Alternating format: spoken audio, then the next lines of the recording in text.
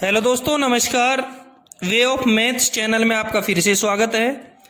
मैं हूं एम के गुजर और इस वीडियो में लेके आया हूं दक्षिणी पूर्वी मध्य railway south east central railway के नागपुर डिवीजन में 17 फरवरी 2025 को एक संट मास्टर का पेपर हुआ है। उस पेपर का पहला भाग साउथ ईस्ट सेंट्रल रेलवे के नागपुर डिवीजन में 17 फरवरी 2025 को संट मास्टर के पेपर का भाग स्क्रीन पर देखें। इसमें साफ लिखा है कुल टोटल मार्क्स 100 हैं, समय 2 घंटे का है। पहले नंबर पे अनुदेश लिख रखा है, अनुचित साधनों का प्रयोग करने पर उम्मीदवारी निरस्त कर दी जाएगी। ये तो सामान्य निर्देश हैं। बी में दूसरा नंबर है, उम्मीदवार निर्धारित संख्या प्रश्नों का ही उत्तर दें, अतिरिक्त प्रश्नों के उत्तर पर अंक नहीं दिए जाएंगे। ये मैं थोड़ा सा आपको समझा देता हूं। इसमें 110 क्वेश्चन है और प्रथम हल किए हुए 100 क्वेश्चन ही आपके जांचे जाएंगे। प्रथम हल किए गए 100 क्वेश्चन आपके जांचे जाएंगे, चाहे वो गलत हैं या सही है। तीसरे नंबर में लिखा है गलत उत्तर के लिए 1/3 नेगेटिव अंक है। 4 में लिखा है परीक्षा के दौरान मोबाइल बंद रखें और कैलकुलेटर के उपयोग की इजाजत नहीं है। बिंदु 5 में साफ लिखा है प्रश्न पत्र में कोई विसंगति या त्रुटि होने की स्थिति में प्रश्न के अंग्रेजी संस्करण को प्रामाणिक माना जाएगा। नंबर 6 में लिखा है सभी प्रश्नों पर समान अंक यानी प्रत्येक 1 अंक का है। और 7 में लिखा है कोई भी 100 प्रश्न के उत्तर दीजिए, यानी कि 110 क्वेश्चन में से आपको 100 क्वेश्चनों के उत्तर देने हैं। अब देखते हैं इसका पहला क्वेश्चन। क्वेश्चन नंबर 1 में है डेड एंड साइडिंग पर शंटिंग करते समय शंटिंग स्टॉप को रहना चाहिए। ए में इंजन पर, बी में स्टेशन पर, सी में स्टेशन इंजन के पास और डी में लिखा है वाहन के अंत में डेड एंड की ओर।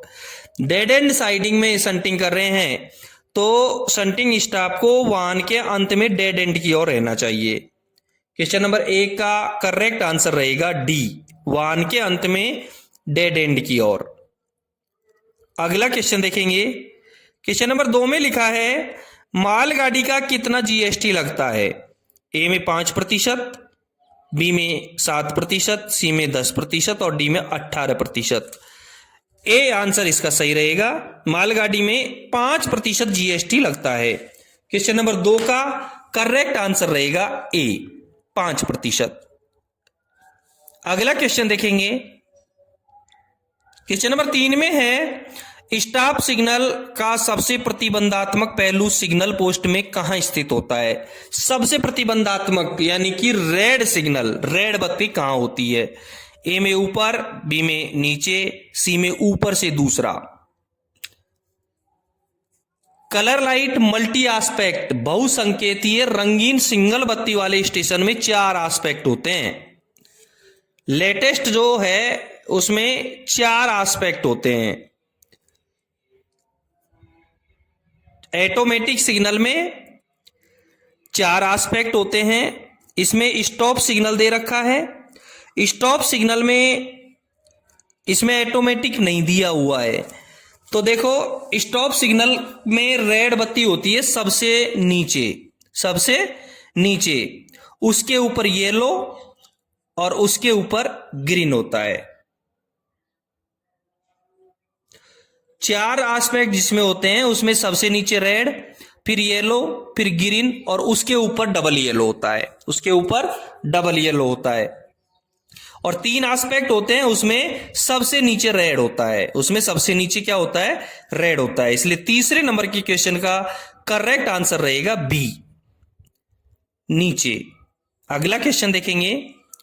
क्वेश्चन नंबर 4 में है नॉन सिग्नल लाइन पर ट्रेन को लेने का प्राधिकार कौन सा है। ए में T509, बी में T510, सी में T511 और डी में T512। ए में T509 दे रखा है, अवरुद्ध लाइन पर गाड़ी लेने के लिए दिया जाने वाला प्राधिकार पत्र है T509। बी में T510 दे रखा है, नॉन सिग्नल लाइन पर ट्रेन को लेने का प्राधिकार है T510। सी में T511 दे रखा है। सिग्नल रहित लाइन से गाड़ी के प्रस्थान के लिए दिया जाने वाला प्राधिकार T511 होता है। और डी में T512 दे रखा है। कॉमन स्टार्टर सिग्नल लाइन वाली लाइन से गाड़ी के प्रस्थान के लिए दिया जाने वाला प्राधिकार T512 होता है। ठीक है, चौथे नंबर के क्वेश्चन का करेक्ट आंसर हुआ B, T510। Non running line पर ट्रेन को चलाने का प्राधिकार T510 होता है। अगला क्वेश्चन देखेंगे, क्वेश्चन नंबर 5 में है डिफेक्टिव सिग्नल पास करने के लिए अग्रिम प्राधिकार कौन सा है। डिफेक्टिव सिग्नल को पास करने के लिए अग्रिम प्राधिकार ए में T3693B, बी में दे रखा है T3691, सी में दे रखा है TC1425 और डी में T409। ए में T3693B दे रखा है। T3693B खराब या ऑन स्थिति में रोक सिग्नल को पास करने के लिए दिया जाने वाला प्राधिकार पत्र होता है। बी में T3691 दे रखा है जो करेक्ट आंसर है।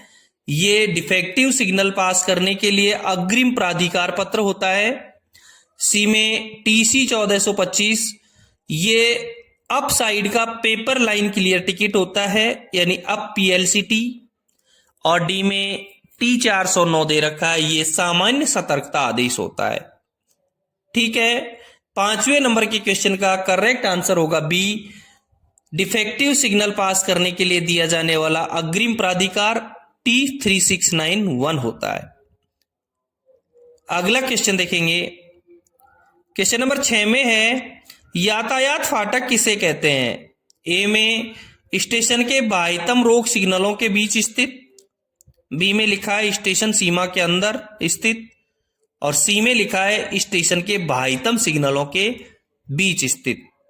यातायात फाटक स्टेशन के बाह्यतम रोक सिग्नलों के बीच में जो फाटक होते हैं वो यातायात सिग्नल होते हैं। कौन से होते हैं? यातायात सिग्नल होते हैं। Multi aspect colour light signal ने होम सिग्नल के बीच में जो फाटक होते हैं वो यातायात फाटक कहलाते हैं। छठे नंबर के क्वेश्चन का करेक्ट आंसर होगा ए, स्टेशन के बाह्यतम रोक सिग्नलों के बीच स्थित। अगला क्वेश्चन देखेंगे, क्वेश्चन नंबर 7 में है विशेष रूप से शंटिंग उद्देश्य के लिए लगाए गए इंजन के दोनों किनारों पर मार्कर लाइट का रंग होगा। ए में सफेद, बी में लाल और सी में पीला, और डी में लाल और पीला।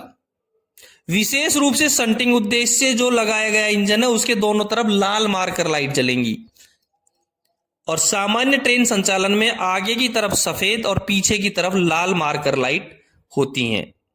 ठीक है, 7वें नंबर के क्वेश्चन का करेक्ट आंसर हुआ बी, लाल। अगला क्वेश्चन देखेंगे, क्वेश्चन नंबर 8 में है ART ARMV के लिए मॉक ड्रिल कितनी बार आयोजित की जाएंगी।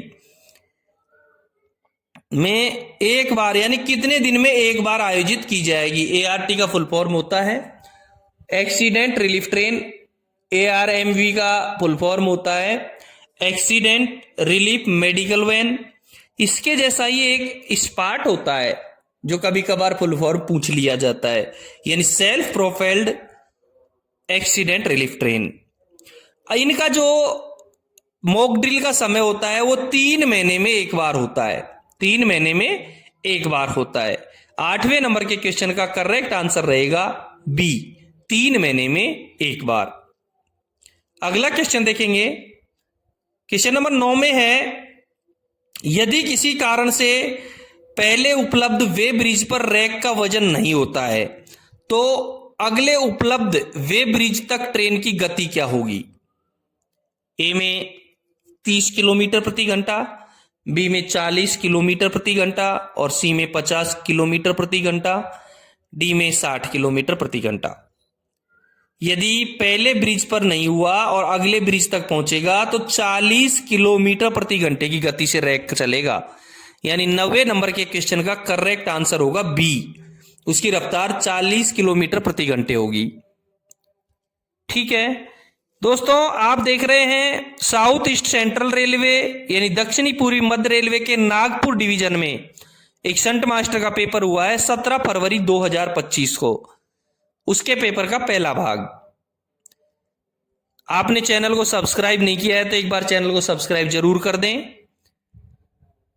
यदि आपके डिवीजन में या रेलवे में कोई पेपर हुआ है तो मुझे मेरे व्हाट्सएप नंबर टेलीग्राम नंबर पर जरूर भेजें। यदि आपको मेरे द्वारा पढ़ाए गए पेपर्स का पीडीएफ चाहिए तो डिस्क्रिप्शन में जाएं, टेलीग्राम चैनल का लिंक क्लिक करें और पीडीएफ डाउनलोड करें। देखते हैं क्वेश्चन नंबर 10। किस प्रकार के बीपीसी की वैधता सबसे कम है? ए में क्लोज सर्किट यानी सीसी रैक, बी में प्रीमियम, सी में इंटेंसिव। देखो एक बार मैं आपको सीसी रैक का थोड़ा सा वर्णन कर बता देता हूं। सीसी रैक का जो बीपीसी है उसका रंग पीला होता है। सीसी रैक की बीपीसी की जो वैधता है वो 6000 किलोमीटर 30 दिन या 7500 किलोमीटर 35 दिन होती है। इसका जो ब्रेक पावर है सीसी रैक का वो ओरिजिनेटिंग स्टेशन पर 100% और एंड रूट 90% होता है। और बीपीसी की सबसे कम जो वैधता होती है वो इंटेंसिव की होती है। 10 नंबर के क्वेश्चन का करेक्ट आंसर रहेगा सी। नेक्स्ट क्वेश्चन देखेंगे।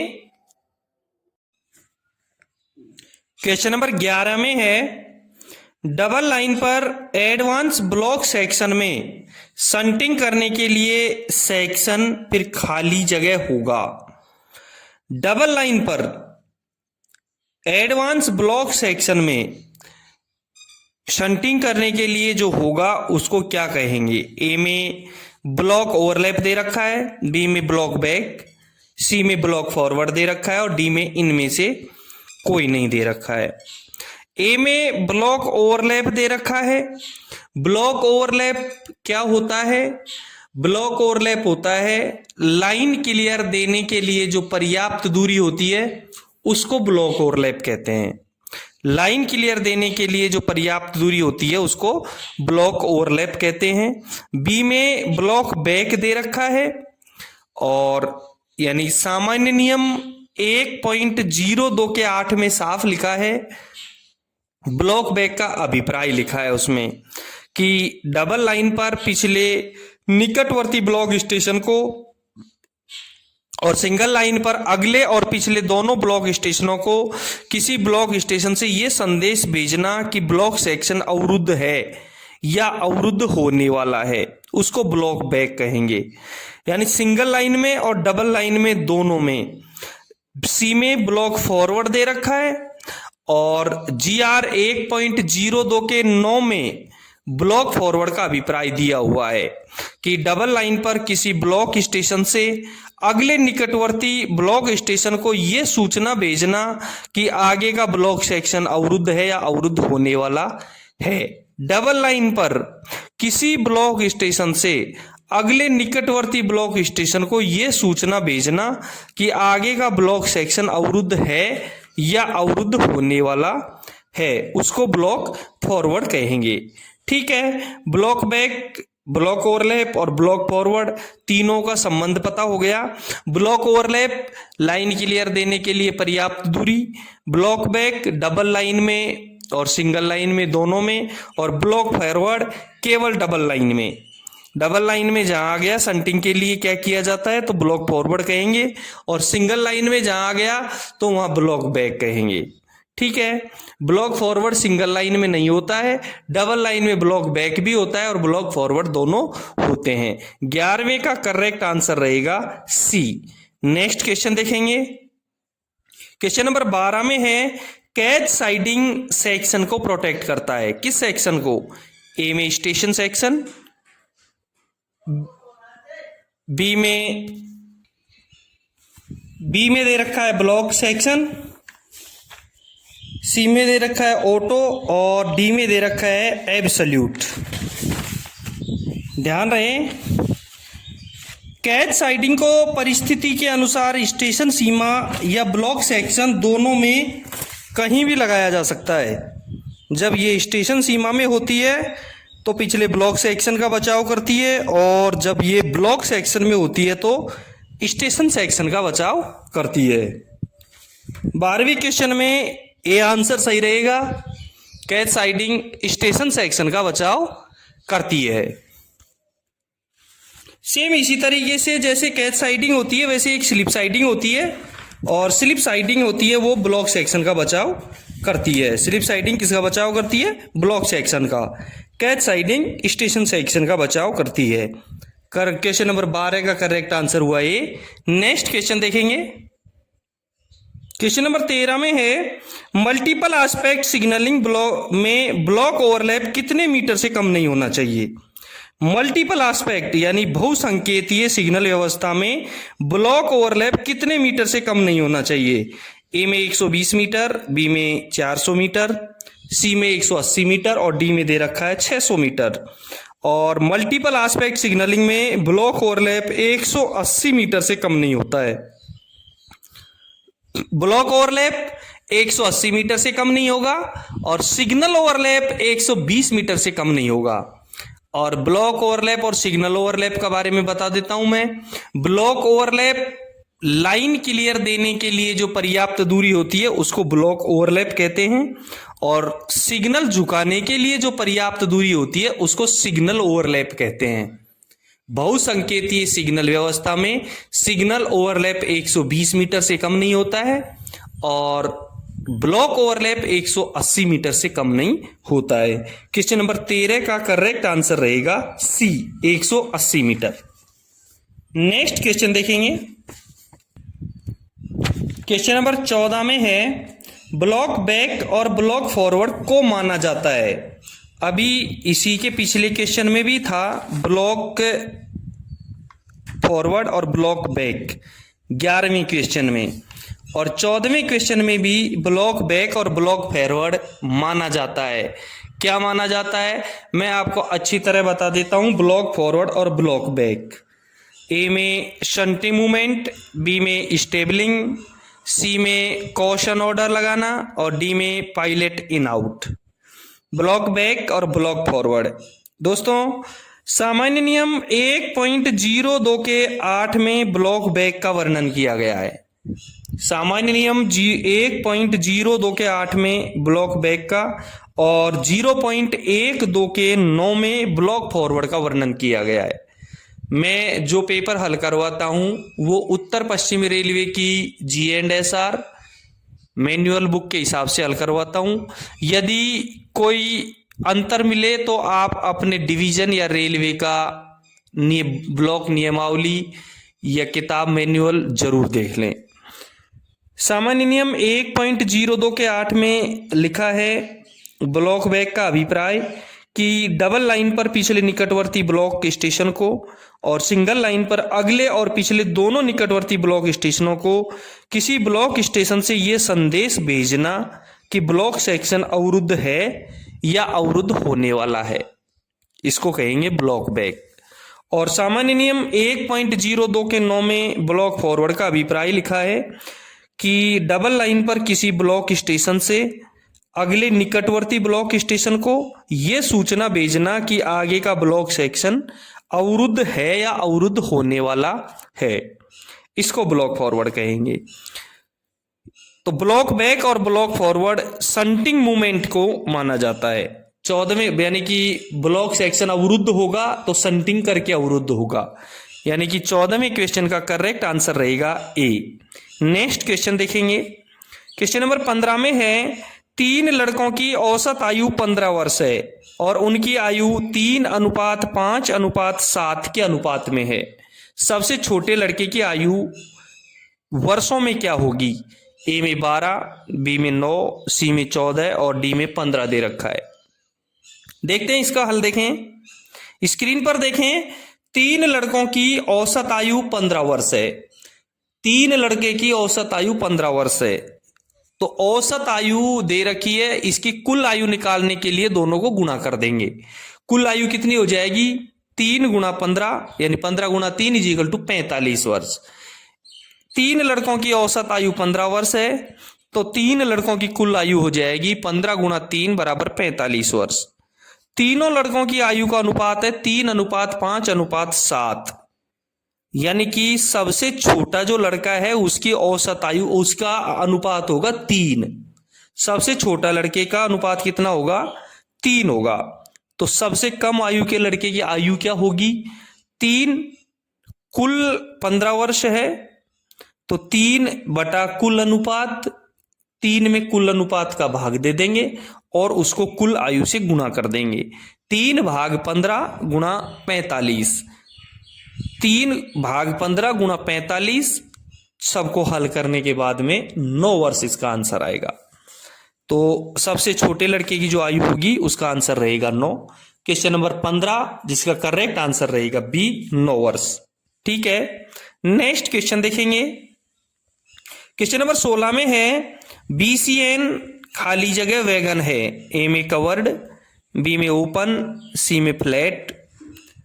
कवर्ड जो वैगन है वो कुछ वैगन मैं आपको बता देता हूं। BCNA-HS, BCB-FG, BCA-CM, BCN-HL, BCCW, BCCN और BCN, ये कवर्ड वैगन है।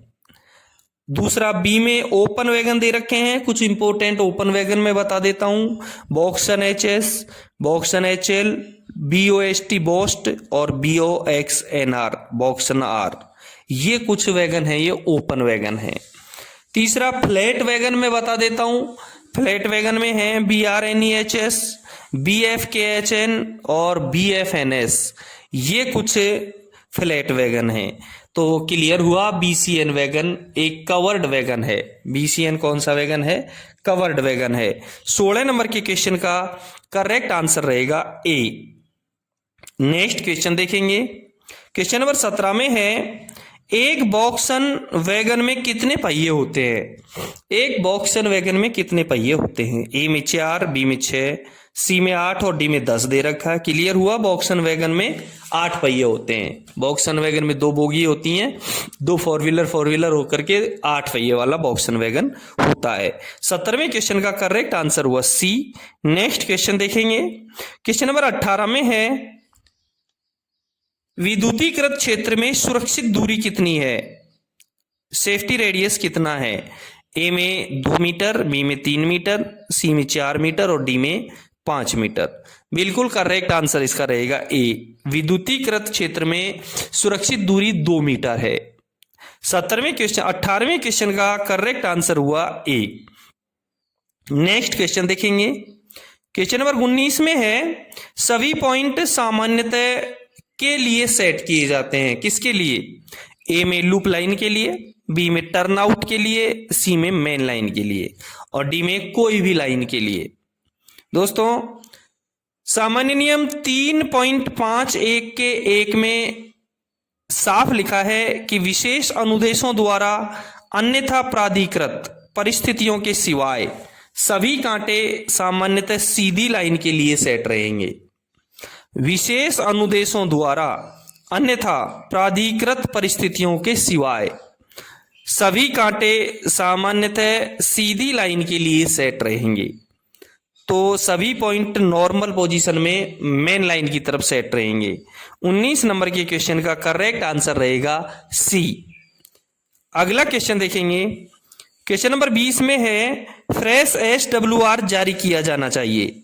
फ्रेश SWR जारी किया जाना चाहिए।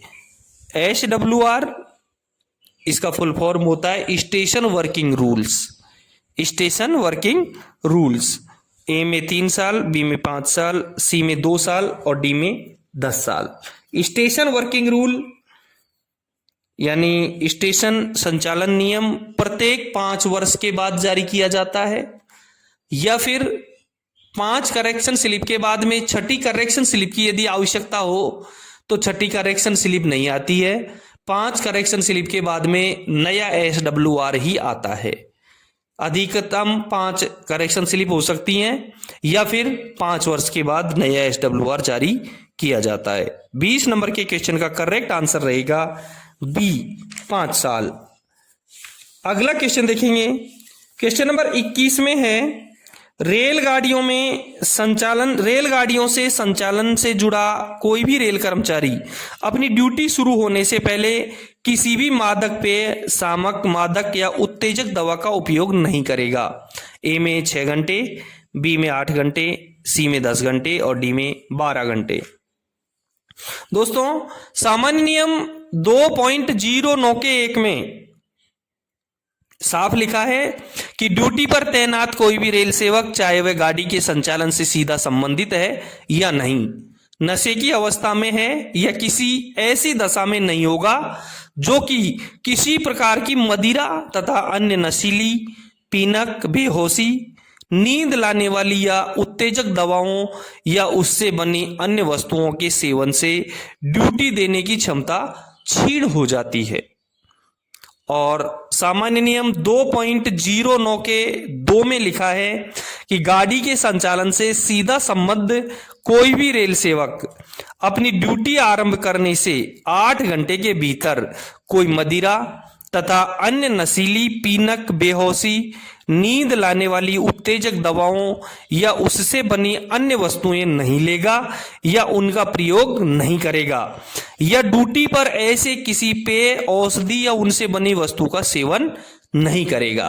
क्लियर हुआ? 8 घंटे का समय दे रखा है, यानी 21 नंबर के क्वेश्चन का करेक्ट आंसर रहेगा बी, 8 घंटे। आप देख रहे हैं 17 फरवरी 2025 को साउथ ईस्ट सेंट्रल रेलवे, दक्षिणी पूर्वी मध्य रेलवे में एक शंटिंग मास्टर का पेपर हुआ था नागपुर डिवीजन में, उस पेपर का हल देख रहे हैं।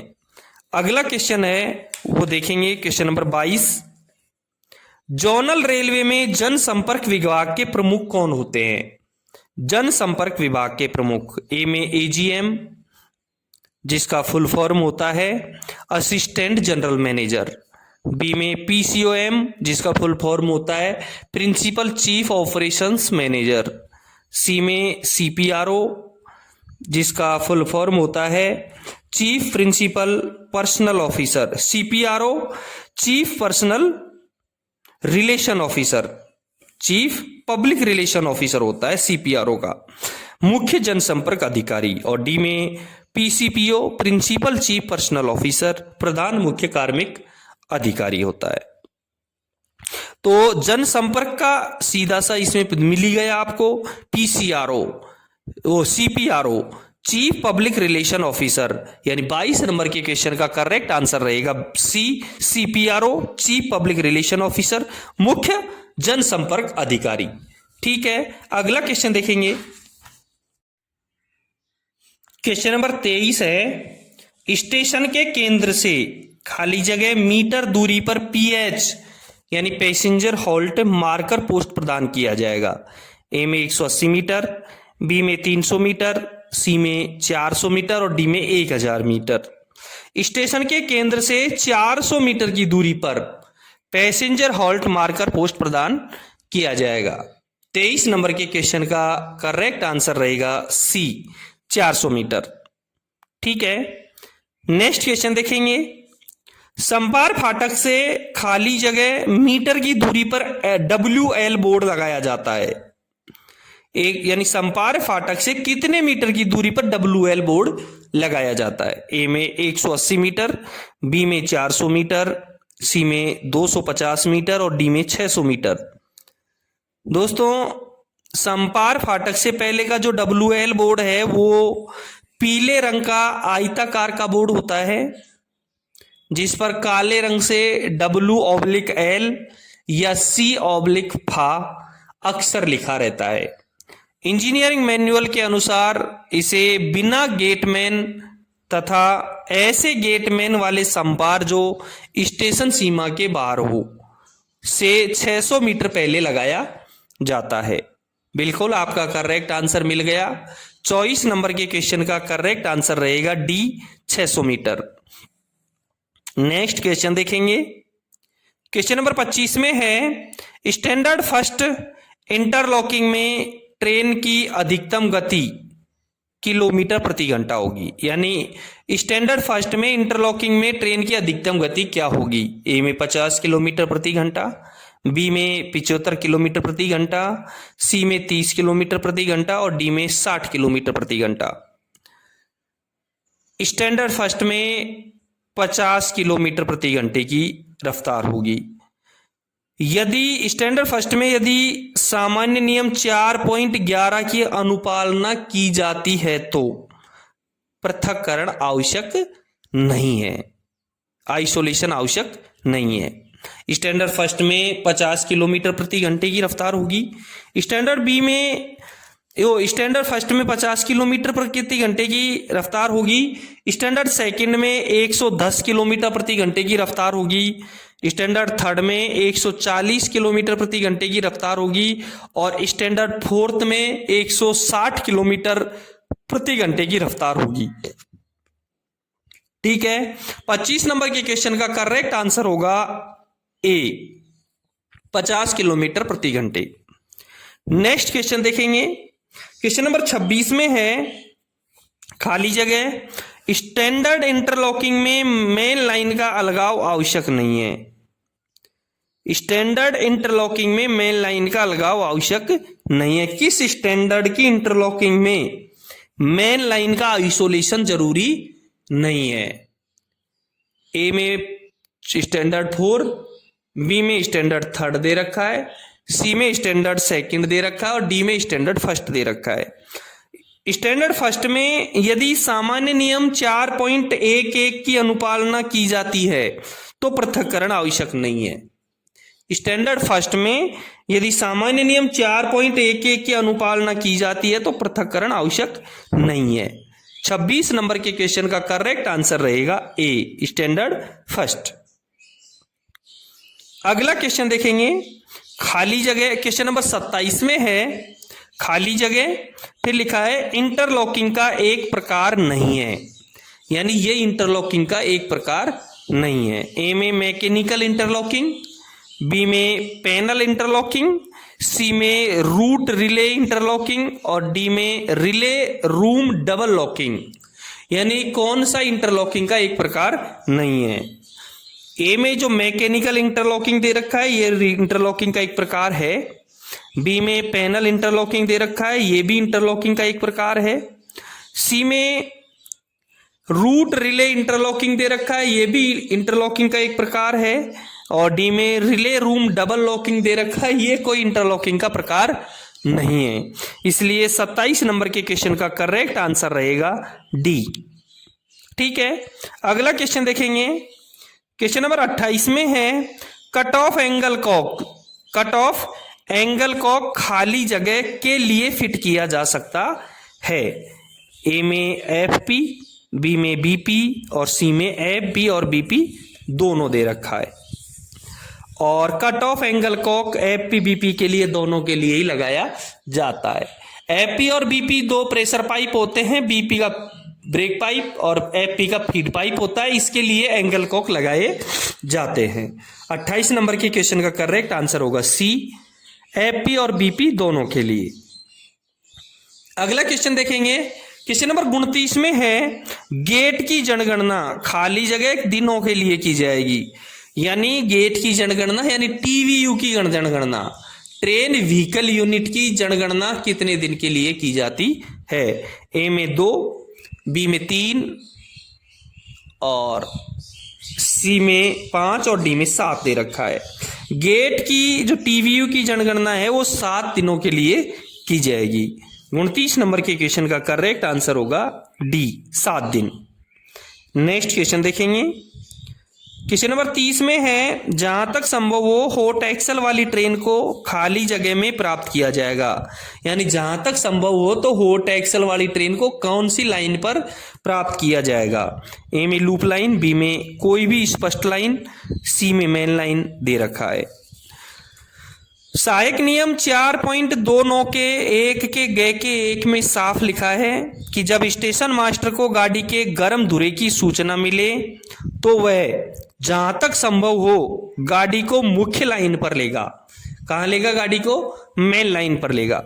यदि वह ऐसा करने में असमर्थ हो तो गाड़ी को लूप लाइन जिसमें उसे लेना है पर लेने से पहले प्रथम रोक सिग्नल के बाहर रोक देगा। गाड़ी जब स्टेशन यार्ड में नियत लाइन पर आकर रुक जाए तो section engineer, carriage and wagon staff या लोको पायलट द्वारा गर्म धुरे की जांच की जाएगी, उसके बाद उसको ली जाएगी। बिल्कुल क्लियर हुआ कि गर्म धुरे वाली गाड़ी को स्टेशन की मेन लाइन पर ली जाएगी। दोस्तों, ये था दक्षिणी पूर्वी मध्य रेलवे के नागपुर डिवीजन का 17 फरवरी 2025 का संट मास्टर के पेपर का पहला भाग, जिसमें क्वेश्चन नंबर 1 से लेकर के 30 तक मैंने हल करवा दिए हैं। नेक्स्ट वीडियो में क्वेश्चन नंबर 31 से हल करवाने हैं। यदि आपको मेरे द्वारा हल करवाए गए पेपरों का पीडीएफ चाहिए तो डिस्क्रिप्शन में जाएं, टेलीग्राम चैनल के लिंक पर क्लिक करें और पीडीएफ डाउनलोड करें। यदि आपके डिवीजन या रेलवे में कोई पेपर हुआ है डिपार्टमेंटली तो मेरे व्हाट्सएप नंबर पर या टेलीग्राम चैनल के लिंक पर जरूर भेजें। फिर मिलते हैं इसी नागपुर डिवीजन के संट मास्टर के पेपर के दूसरे भाग के साथ क्वेश्चन नंबर 31 में अगले वीडियो में। Thank you.